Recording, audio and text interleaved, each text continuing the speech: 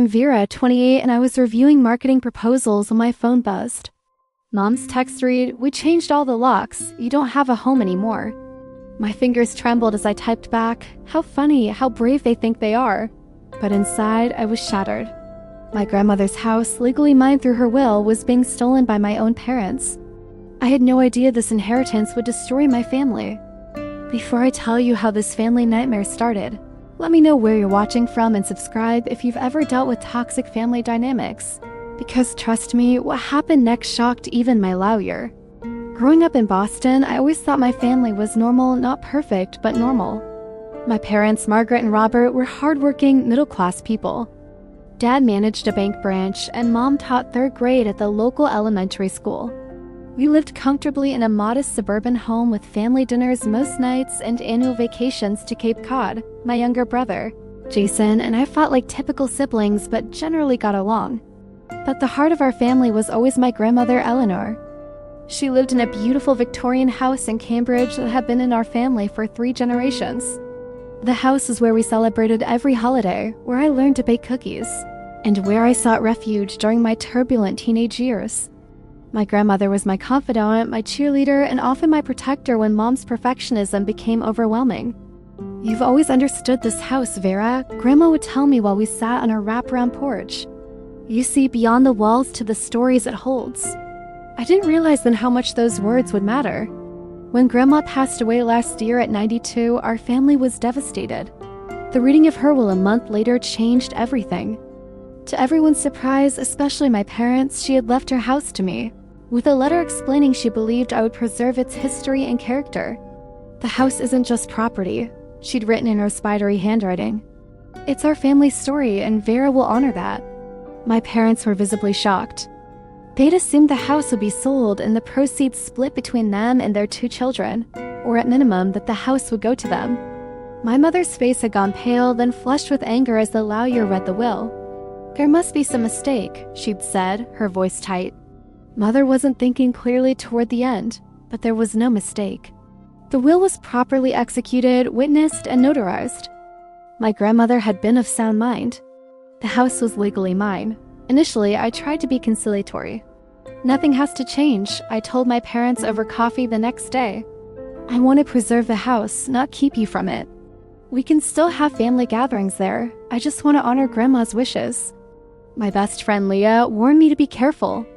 "Your mom has always been controlling, Vera, and this is a lot of money we're talking about. That house must be worth over $1 million in today's market." "They're my parents," I insisted. "They'll come around once they process their grief." For a few months, things were tense but manageable. I moved into the house and began careful renovations, making sure to preserve its character while updating the plumbing and electrical systems. I invited my family over regularly, though my mother would often find fault with my changes. "Your grandmother kept that wallpaper for 40 years, she'd say, running her fingers along the new paint in the dining room, or "Those curtains don't match the period of the house at all." Jason tried to play peacemaker. "Mom's just having a hard time with change," he told me after a particularly tense Sunday dinner. Dad, too. They had plans for retirement that involved selling this place. I understood their disappointment but stood firm. Grandma wanted me to keep the house in the family. I'm honoring her wishes. The real trouble began when I announced my plans to convert part of the house into a small art gallery featuring local artists. The spacious front parlor was perfect for exhibitions, and it would provide additional income to maintain the aging property. I shared this idea at a family dinner 2 weeks ago. My father immediately objected. "That's a residential neighborhood. You can't just open a business there." "Actually, I can," I explained. "I've already checked with the city. With limited hours and proper permits, it's allowed under the historical building exemption." My mother pushed her plate away. "You're going to ruin this neighborhood with traffic and strangers tramping through. Is that what you want?" "It's not going to be like that, Mom. It's a small curated gallery, maybe 3 or 4 visitors at a time, by appointment only." The argument escalated until my father finally raised his hand. "Enough, it's Vera's house. If she wants to make foolish decisions, that's her right." I thought that meant acceptance, however reluctant. My parents left shortly after, and I felt hopeful that we'd reached a turning point. Jason lingered behind. "They'll come around," he said, helping me with the dishes. Just give them time, I believed him. I had no idea what they were actually planning. I had to fly to Chicago for a 3-day marketing conference. The presentation I'd been working on for months went brilliantly, and I had secured a major new client for our agency. I was in high spirits as my flight landed back in Boston. Can't wait to sleep in my own bed tonight, I texted Leah from the airport. I took an Uber directly to the house, dragging my suitcase up the front steps. When my key didn't work in the lock, I assumed it was just sticking. The door was over 100 years old and sometimes needed a little coaxing. But after several attempts, I realized something was wrong. That's when I noticed the new deadbolt. My heart started pounding as I dug out my phone and called my mother. No answer. I tried my dad, straight to voicemail. I was about to call Jason when my phone buzzed with a text from my mom. We changed all the locks. You don't have a home anymore. This house belongs to the family, not just you. I stared at the screen in disbelief. My fingers shook as I typed back, how funny, how brave they think they are. I was trying to sound confident, unbothered. Inside, I was crumbling.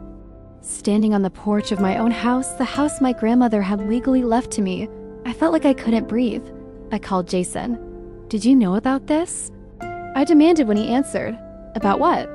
He sounded genuinely confused. Mom and Dad changed the locks on Grandma's house. They've locked me out of my own home. There was a long pause. Oh, Vera, I'm sorry. I didn't know they were going to do that. Where are they? I need to talk to them right now. They went to the Cape for the weekend. They won't be back until Sunday night. My mind raced. It was Friday evening. Where was I supposed to go for 2 days? Jason, can you come let me in? You must have a key. Another pause. I don't, Vera, and even if I did. Look, I can't get in the middle of this. They're really upset about your gallery plans. I couldn't believe what I was hearing. This is my house, Jason. Legally. They can't just lock me out. Maybe you should give them some time to cool down. Stay with a friend for the weekend. I hung up and sank down onto the porch steps, feeling utterly betrayed, not just by my parents, but by my brother, too. That's when I noticed the garbage bags. 3 large black trash bags were piled next to the bush. I opened one and found my clothes, hastily shoved inside. The second contained my toiletries and bathroom items. The third held framed photos, books, and some personal mementos. They had packed up my life and put it out with the trash. I called Leah, trying to keep my voice steady as I explained the situation. I'm coming to get you, she said immediately. You're staying with me tonight. While waiting for Leah, I sat guard over my bags, afraid my parents might have told neighbors I was trespassing. Every car that drove by made me tense up. When Leah arrived, she helped me load everything into her car. This is insane, she kept saying. They can't legally do this. I know, I said numbly, but they did it anyway. At Leah's apartment, I discovered several important things were missing. My grandmother's jewelry box, which contained not only heirloom pieces, but also the original copy of her will, my birth certificate and passport, and a leather-bound journal my grandmother had kept about the house's history. These weren't items I'd overlooked. They had deliberately not been packed. That night, lying on Leah's uncomfortable pull-out couch, I cried until I had no tears left. The betrayal felt physical, like a knife between my ribs. These were my parents, the people who were supposed to love me unconditionally. Instead, they had thrown me out like an unwanted tenant. I thought about breaking the window to get back into my house, but realized that would only escalate the situation and potentially give them legal grounds against me. I needed to be smarter than that. The next morning, Jason called. I talked to Mom and Dad, he said. They're not budging. They think you've been selfish about the house. Selfish? It's my house, Jason.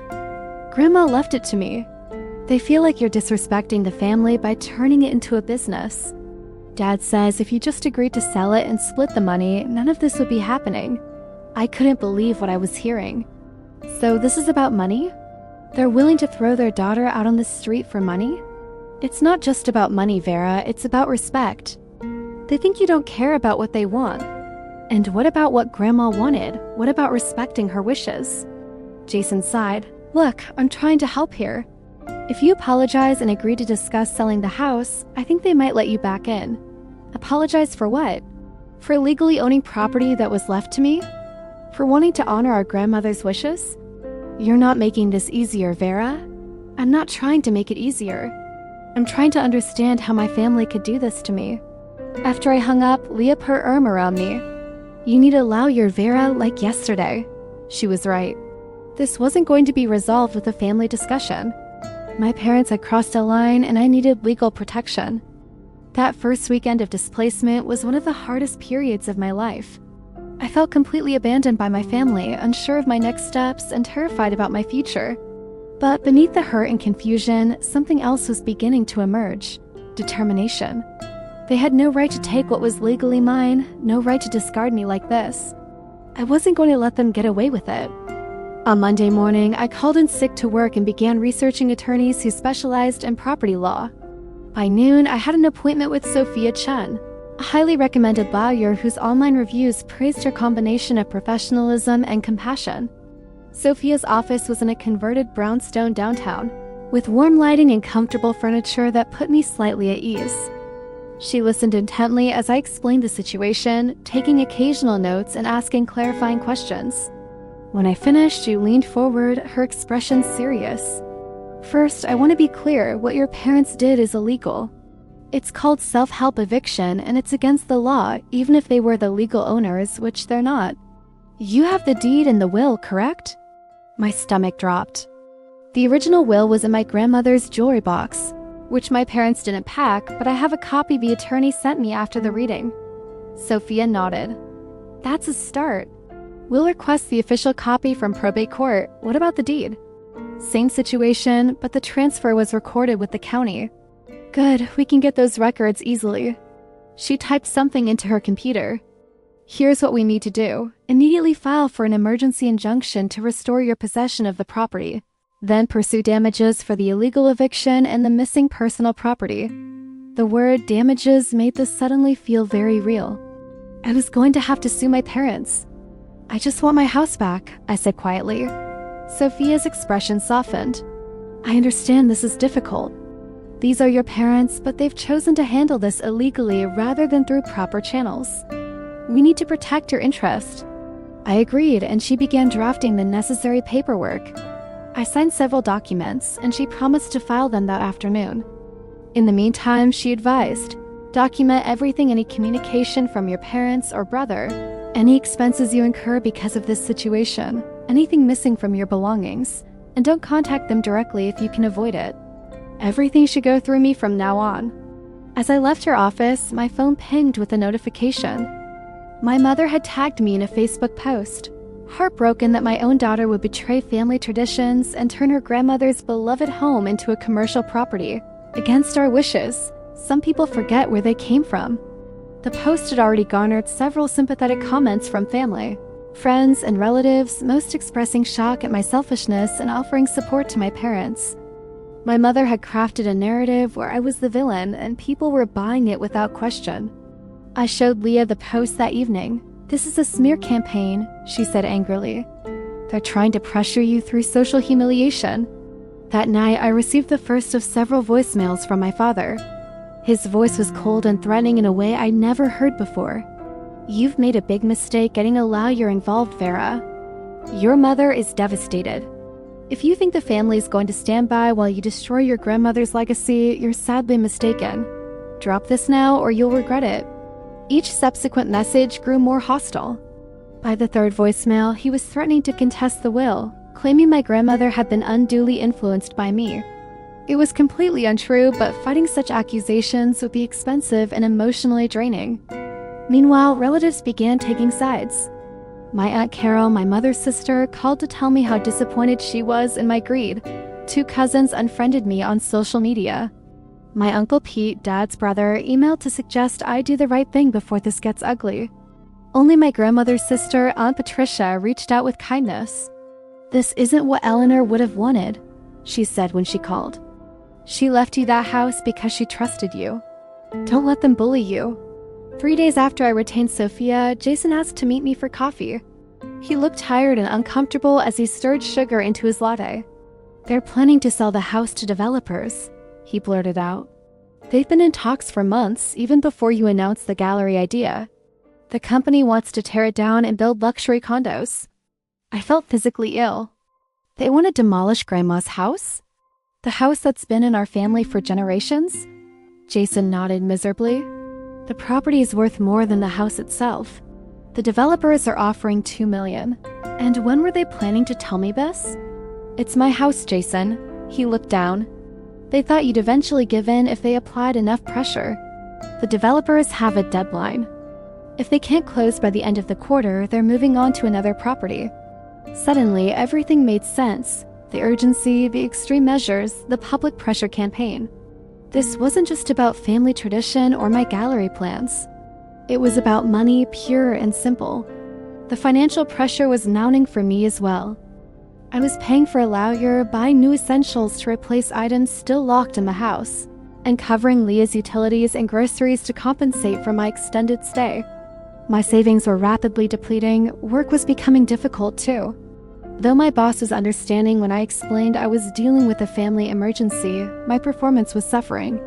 I missed deadlines, spaced out during meetings, and struggled to focus on creative tasks. The client I'd secured in Chicago was already expressing concerns about our preliminary concepts. Leah remained my rock through it all, but I could tell my presence was beginning to strain our friendship. Her one-bedroom apartment wasn't designed for 2 people, and her boyfriend was clearly annoyed by my constant presence. "You can stay as long as you need," Leah insisted when I brought it up. Brian understands, but I could see the strain in her eyes. I needed to resolve the situation one way or another. Sophia called with an update a week after our initial meeting. The hearing for the emergency injunction is scheduled for next Monday. The judge assigned to the case is fair but conservative. She followed the law, which is in our favor, but we need to be extremely well prepared. What about my parents? Have they responded? They've retained counsel Richard Baxter. Sophia's tone conveyed that this wasn't good news. He's aggressive, specializes in family disputes over property. He'll try to paint you as manipulative, claim you coerced your grandmother. That's ridiculous. I would never, I know, but be prepared for it to get ugly. These types of cases often do. That night, I lay awake on Leah's couch, staring at the ceiling. The people who had raised me, who had taught me right from wrong, were now willing to lie, to destroy my reputation and relationships, all for money. It was a betrayal so profound I could barely comprehend it. But beneath the hurt, anger was building, a fierce, protective anger that would ultimately give me the strength to fight back. The morning of the hearing, I dressed carefully in a conservative navy blue dress and low heels, my hair pulled back in a neat ponytail. Sophia had advised me to look respectful and sympathetic in court. "First impressions matter," she said as we met outside the courthouse. "Judges are human too." We were reviewing our strategy one last time when my phone rang with an unfamiliar number. Normally, I would have ignored it, but something made me answer. "Is this Vera Parker?" a male voice asked. "Yes, who's calling?" "Officer Daniels, Boston Police Department. We need you to come down to the station to answer some questions about stolen property." My blood ran cold. "Stolen property? What are you talking about?" "We've received a report that you removed valuable items from your parents' residence without permission, specifically family heirlooms, including jewelry and documents." I was speechless for a moment, then looked at Sophia in panic. She immediately took the phone. "This is Sophia Chen, Miss Parker's attorney." What exactly is she being accused of? I could only hear Sophia's side of the conversation, but it was enough to understand what was happening. My parents had filed a police report claiming I'd stolen my grandmother's jewelry and important family documents, the very items they had kept, when they locked me out. "My client will not be coming to the station today as we have a court hearing," Sophia said firmly. "Furthermore, the items in question are her legal property, left to her by her grandmother. We'll be happy to address these false allegations after today's hearing." She hung up and turned to me, her expression grim. "This is a common tactic. They're trying to intimidate you and create a counter-narrative. If they can paint you as a thief, it undermines their credibility about the house." "They're lying to the police," I said, my voice shaking. "My own parents are filing false police reports against me." "Focus on the hearing," Sophia said, squeezing my arm. "One battle at a time." Inside the courtroom, I saw my parents for the first time since they changed the locks. My mother avoided eye contact, staring straight ahead with her jaw clenched.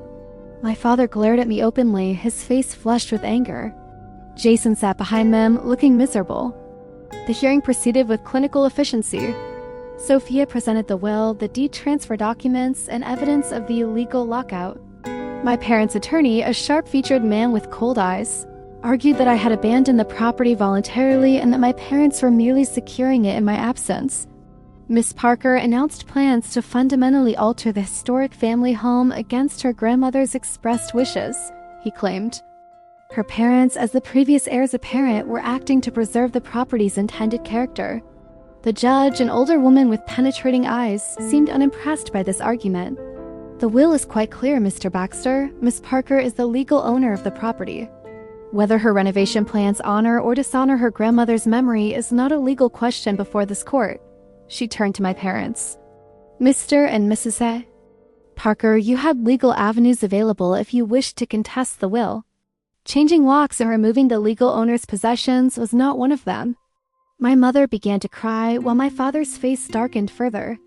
The judge continued, addressing their attorney and granting the emergency injunction. Miss Parker is to be given immediate access to her property. All personal belongings are to be returned within 24 hours. If anything is missing or damaged, there will be further consequences.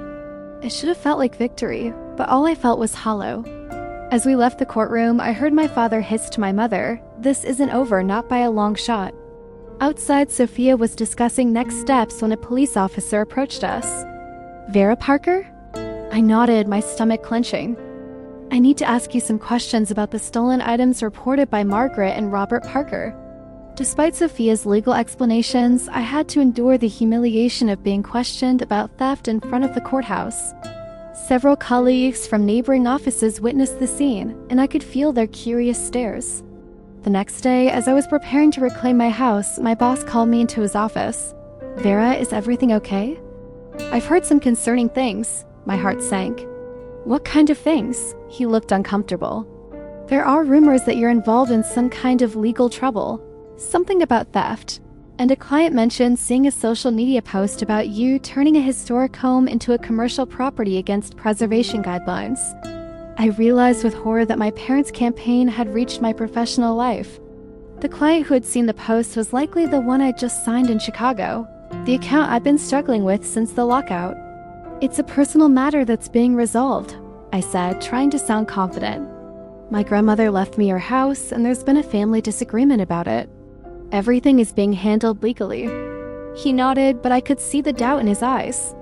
"Just make sure it doesn't affect your work. The Westfield account is too important to lose." That afternoon, with a locksmith and a police escort Sophia's precautionary measure, I finally re-entered my home. The sight that greeted me was devastating. While nothing was overtly damaged, the house had been picked clean of anything valuable or sentimental. My grandmother's antique desk where I'd worked was empty, its drawers removed. The walls were bare where family photos had hung. Even the vintage copper pots that had always hung in the kitchen were gone. "Document everything," Sophia reminded me, taking photos with her phone. "This is contempt of court." The police officer accompanying us looked uncomfortable. "You might want to file a separate theft report," he suggested. The irony was bitter. My parents had accused me of theft while systematically looting the house themselves. That night, alone in the mostly empty house, the full weight of what had happened crashed down on me. My family had not just betrayed me. They had deliberately tried to destroy me legally, financially, professionally, and emotionally. They had been willing to sacrifice our relationship, my reputation, and even my grandmother's wishes, all for money. I curled up on my bare mattress, they'd taken the bedding and sobbed until my throat was raw. I had never felt so alone, so utterly abandoned by the people who were supposed to love me most. In that darkest moment, I seriously considered giving up. Maybe I should just let them have the house. Maybe the money wasn't worth losing my family, my reputation, my peace of mind. Maybe I was being selfish, as they claimed. I reached for my phone to call Sophia to tell her I wanted to settle when I noticed an email notification. It was from an address I didn't recognize with the subject line, "Your grandmother Eleanor, important information." Curious, despite my emotional exhaustion, I opened it. "Vera, you don't know me, but I was your grandmother's nurse during her final months. There are things you should know about your parents' behavior before she passed. Please call me if you'd like to talk." It was signed Patricia Wilson with a phone number. Something about the timing felt too convenient, too perfect. Was this another of my parents' tactics, a fake nurse with manufactured evidence to further discredit me? I was about to delete it when my phone rang. It was a number I didn't recognize, but the area code was from Western Massachusetts, where my grandmother's sister lived. "Hello, Vera, it's your Aunt Patricia. I've been trying to reach you." I was confused. "Did you just email me about being Grandma's nurse?" There was a pause. "No, dear, I'm not a nurse, but I do have information that might help you. Your grandmother left some things with me for safekeeping, things she didn't want your parents to find." It was nearly midnight, but in that moment, I felt the first glimmer of hope I'd experienced in weeks. The next morning, I called in sick to work again and drove the 2 hours to Western Massachusetts, where my great-aunt Patricia lived. I hadn't seen her in years. She and my mother had fallen out long before I was born, and she rarely attended family functions. I remembered her only as a stern woman who sent thoughtful birthday cards with crisp $20 bills. Her home was a small, neat cottage surrounded by flower gardens. Despite being in her 80s, she stood straight and tall as she welcomed me at the door.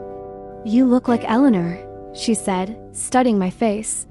She had that same determined expression when something mattered to her. Inside, over tea served in delicate china cups, Patricia explained why she had reached out. "Your grandmother knew that Margaret and Robert would contest the will. They'd been pressuring her to sell the house for years, ever since property values in that neighborhood started climbing." I was surprised. She never mentioned that to me. Patricia's expression hardened.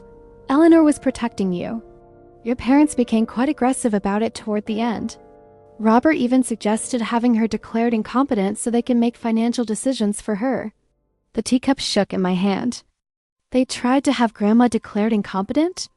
They went as far as scheduling an evaluation with a geriatric psychiatrist. Eleanor was furious. That's when she decided to leave everything to you instead of splitting it as she'd originally planned. Patricia rose and went to a roll-top desk in the corner. From a hidden compartment, she removed a manila envelope. "She gave me these for safekeeping, said if anything happened after she was gone, I should make sure you got them."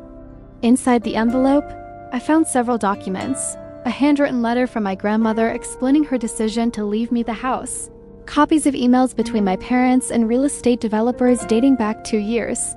And most damning of all, a recording on a small USB drive. Patricia played it for me on her computer. It was my grandmother's voice, steady and clear, documenting a conversation where my parents had threatened to put her in a nursing home if she didn't agree to sell the house. "I'm of sound mind and body," my grandmother's voice declared on the recording. "I'm making this record because I fear my daughter and son-in-law may attempt to challenge my will.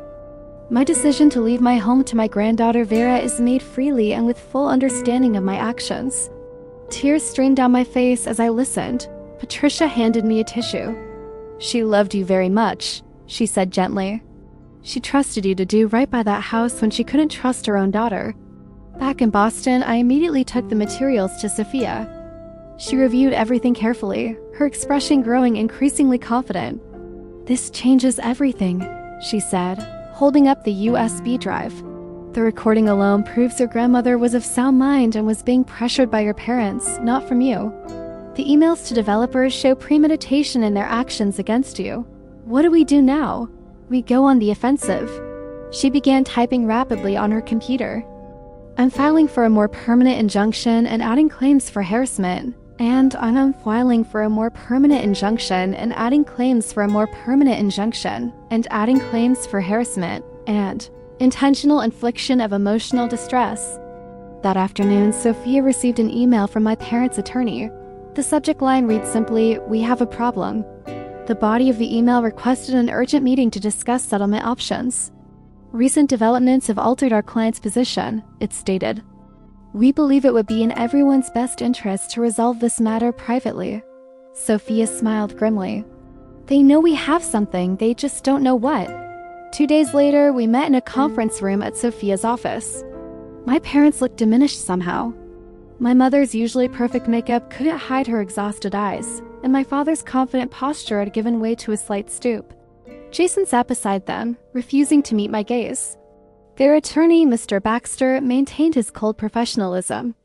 "My clients are prepared to return all items removed from the property and to formally acknowledge Miss Parker's ownership," he began. In exchange, we asked that she drop all additional claims and agree not to pursue criminal charges. Sophia leaned forward. That's not nearly enough. My client has suffered significant damages, financial, emotional, and reputational. She's lost income, incurred unnecessary expenses, and been subjected to a deliberate campaign to destroy her standing in both her family and professional communities. We can discuss reasonable compensation. Baxter conceded, looking uncomfortable. Before we went further, Sophia said, I think it's important for everyone to understand the evidence we now have. She played a portion of my grandmother's recording. My mother gasped, and my father's face went ashen. As you can hear, Sophia continued, Eleanor Parker was quite clear about her intentions and her concerns regarding undue influence from your clients, not from mine. We also have documentary evidence of their plans to sell the property to developers, dating back to before Mrs. Parker's death. Baxter asked for a brief recess to confer with his clients. When they returned, the atmosphere had completely changed. My parents wouldn't look at me at all now, and Baxter's tone was conciliatory. My clients are prepared to make a full retraction of any statement suggesting Miss Parker acted inappropriately, to return all items removed from the property, and to pay compensation for her temporary displacement and emotional distress. The negotiations continued for several hours, eventually resulting in a settlement that felt like vindication. My parents would publicly apologize, return everything they had taken, pay my legal fees and additional damages, and perhaps most importantly, agree to stay away from the property unless specifically invited. As we were preparing to leave, Jason approached me hesitantly. Vera, I'm sorry. I didn't know about all of this. I mean, I knew they were upset about the house, but I never thought they'd go this far. I regarded my brother coolly. You stood by and watched while they tried to destroy me, Jason. I was caught in the middle. They're our parents, and I'm your sister. You chose a side. I gathered my papers. I'm not sure when I'll be ready to talk to you again. His face fell, but I couldn't find it in myself to comfort him. The betrayal was still too fresh, too deep. Outside, as Sophia and I walked to our cars, she touched my arm. This is a good outcome, Vera, better than most of these cases. But I want you to be prepared. Family reconciliation after something like this is rare. Are you okay with that possibility? I thought about it, about the depth of what my parents have been willing to do to me, and nodded slowly. I think I'm just starting to understand who they really are, I said, and maybe that's the most valuable thing to come out of all this. The formal settlement meeting took place in a sterile conference room downtown. My parents sat across from me, looking smaller than I remembered. My mother's perfectly manicured nails tapped nervously on the table, while my father stared at some middle distance, his jaw tight. Sophia had prepared me for this moment. Stay calm and focused, she'd advised. This isn't about emotion now. It's about protecting your future. Our attorneys did most of the talking as we reviewed the terms. My parents would return all items removed from the house within 48 hours. They would issue written retractions to anyone they had contacted about me, including my workplace. They would pay my legal fees plus $50,000 in damages. And they would maintain a distance of at least 100 yards from the property unless specifically invited by me. These terms are excessive, my father muttered at one point. His attorney placed a warning hand on his arm. Robert, we've discussed this. When it came time to sign, my mother's hand trembled slightly. She looked up at me, her eyes searching mine for some sign of softening. Vera, this is still your family, she said quietly. Is all this really necessary? I met her gaze steadily. You filed false police reports against me. You tried to destroy my career. You took Grandma's things she wanted me to have. So yes, it's necessary. My father's face flushed with anger. You've always been stubborn, just like your grandmother. This house has torn this family apart. No, I replied evenly. Your actions tore this family apart. The house was just an excuse. After they signed, Jason approached me in the hallway. Unlike our parents, he had seemed genuinely affected by the evidence Aunt Patricia had provided. I should have stood up for you, he said, his voice rough with emotion. I was a coward. I wasn't ready to forgive him yet, but I recognized the sincerity in his remorse. Yes, you should have. But you're here now, acknowledging it. That's something. Can we talk sometime? Maybe coffee next week? I nodded cautiously. Maybe I'll text you. The process of reclaiming my space began with a thorough cleaning.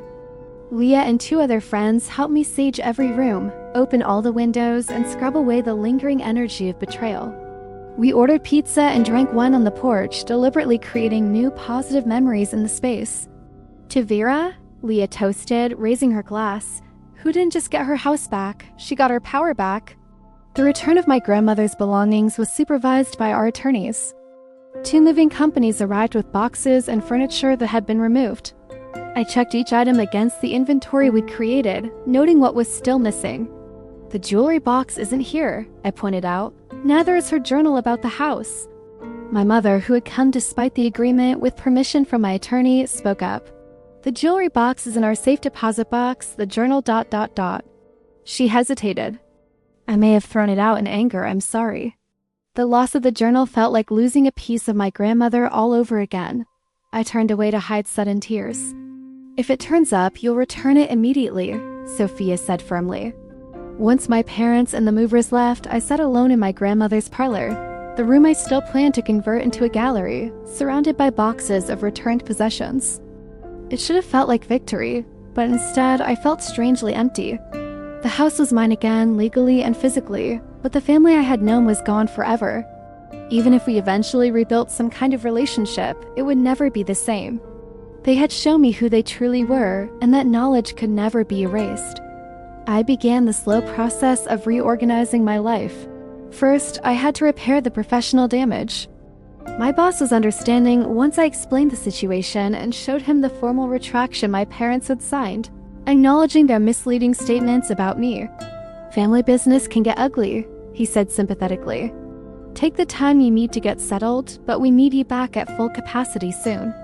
The Westfield account is still wobbly. I threw myself into work with renewed focus, determined to prove my value. Within a few weeks, the Westfield campaign was back on track, and I even secured a small additional contract with them. The community reaction was mixed. Some neighbors who had known my grandmother expressed support once they understood what had happened. Others, friends of my parents, remained cool and distant. I decided not to waste energy trying to win everyone over. The truth was on my side, documented and legally acknowledged. I proceeded with my plans for the art gallery, hiring an architect who specialized in historic renovations to ensure the conversion honored the house's character. The process was healing, a way of fulfilling my promise to my grandmother while asserting my vision. Jason and I began a cautious reconciliation over weekly coffee meetings. Unlike our parents, he seemed genuinely remorseful and eager to repair our relationship.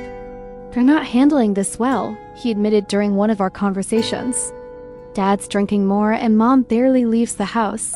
They feel humiliated. I didn't humiliate them, I pointed out. Their own actions did that. I know, I'm not defending them, I just thought you should know. I appreciated his honesty even if I wasn't ready to extend an olive branch to our parents. The wounds were still too fresh, the betrayal too profound. The first holiday season was the hardest.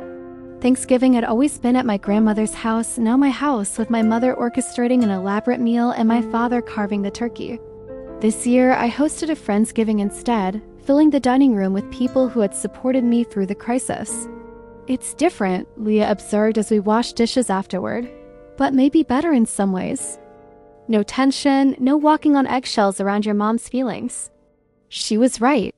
The celebration had been relaxed and joyful without the undercurrents of criticism and competition that had characterized family gatherings. That night, after everyone left, I sat in my grandmother's favorite chair by the fireplace and allowed myself to really feel the mixture of grief and liberation that had been swirling inside me. I had lost my family as I knew it, but I had gained something perhaps more valuable, the knowledge that I could stand firm in my truth, even when everyone was against me. The gallery opened in the spring, featuring work by local artists who focused on themes of home, memory, and transformation. The opening night drew a surprising crowd, including several neighbors who had initially been skeptical of my plans. "Your grandmother would have loved this," one elderly neighbor told me, gesturing to the thoughtfully curated space. "She always said this house needed young energy." Jason came too, bringing a small housewarming gift, a vintage photograph of our grandmother standing on the porch, smiling broadly. "Found it in an old album at Mom and Dad's," he explained. "Thought it belonged here." As guests mingled and admired the artwork, I felt my grandmother's presence strongly, as if she were moving through the rooms alongside me, approving of how I'd honored her legacy while making this space my own. For the first time since the locks had been changed all those months ago, I felt truly at home. 1 year after the court hearing that returned my house to me, I stood in what was now a thriving gallery space, hosting an exhibition of photography focused on family dynamics across generations. The symbolism wasn't lost on me or the friends who had supported me through the ordeal. Full circle moment, Leah whispered as we surveyed the crowded room. The year had been one of profound transformation. The house itself had evolved from a battleground to a sanctuary. I'd completed the renovations with meticulous care, preserving historical details while creating a space that reflected my own aesthetic sensibilities. The gallery portion operated 3 days a week, providing enough income to offset maintenance costs without disrupting the neighborhood. My professional life had not just recovered but flourished. The determination I discovered during the conflict translated into a newfound confidence at work. I'd been promoted to creative director with a team of my own and the freedom to pursue projects I found meaningful. My relationship with Jason had gradually been rebuilt on a foundation of honesty rather than obligatory family ties. Our weekly coffees had evolved into genuine friendship as he worked to understand his role in what had happened and make amends. I was afraid of standing up to them, he admitted during one of our deeper conversations. I've always been afraid of their disapproval. Watching me fight back taught me something important about courage. He had recently moved into an apartment just a few blocks from me, a physical symbol of his choice to align himself with his sister rather than our parents. My parents themselves remained a complicated wound. We had limited, carefully controlled contact, occasional text messages, a brief meeting in a neutral location on my birthday. The relationship was formal, stripped of pretense. I no longer expected the unconditional love they had proven incapable of providing, and that clarity was its own form of freedom. They're never going to be the parents you deserved, my therapist had told me during one of our sessions. Accepting that is part of your healing. I had found unexpected family in other places. Aunt Patricia had become a regular presence in my life, visiting monthly and sharing stories about my grandmother I'd never heard before. Leah and my other close friends had proven themselves more loyal than blood relatives. Even some of the artists who exhibited in the gallery had become part of my chosen family. The most profound change, though, was internal. The person who had received that devastating text message, "We changed all the locks. You don't have a home anymore," seemed like a different version of myself. Someone who still believed that family loyalty was unconditional and that parents would always put their child's well-being above their own desires. That naive woman was gone, replaced by someone stronger, more discerning, and ultimately more peaceful. I had learned to distinguish between genuine love and conditional approval, between healthy compromise and self-erasure, between forgiveness and foolishness. The exhibition opening was winding down when I noticed a familiar figure lingering near the entrance. Jason had arrived with our mother. My heart rate spiked. This was unexpected. She hadn't been to the house since the settlement.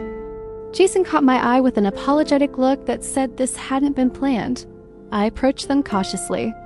My mother looked older, more fragile than I remembered. She clutched her purse with white knuckles. "The gallery is beautiful," she said quietly. "Your grandmother would have approved." It wasn't an apology. It wasn't even an acknowledgement of what she had done, but it was a small recognition of the righteousness of my vision for the house. "Thank you for coming," I replied, maintaining the polite distance that now characterized our interactions.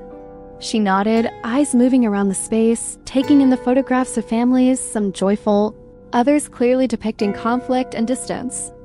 "Is your father well?" I asked, more out of courtesy than genuine concern. "Managing his blood pressure," she said. "The doctor says he needs to reduce stress." A hint of the old accusation crept into her tone, as if my father's health problems were somehow my fault. Some things hadn't changed, but my reaction to them had. Instead of feeling guilty or defensive, I simply nodded and let the comment pass without taking its weight onto my shoulders. After they left, Jason texted, "Sorry about that." She insisted on coming when she heard where I was going. "You handled it with grace." The encounter crystallized how far I'd come. A year ago, that brief, loaded interaction would have devastated me for days. Now, it was just a moment, neither defining nor destroying my peace. Later that evening, as I closed up the gallery and moved through the quiet rooms of my home, I found myself in my grandmother's study, the one room I kept almost exactly as it had been during her lifetime. On her desk sat a framed quote she had loved. Words from Maya Angelou. You may not control all the events that happen to you, but you can decide not to be reduced by them. That had been my grandmother's gift to me, not just the house itself, but the opportunity to discover my own strength through defending it. In trying to take my home, my parents had inadvertently forced me to find an unshakable home within myself.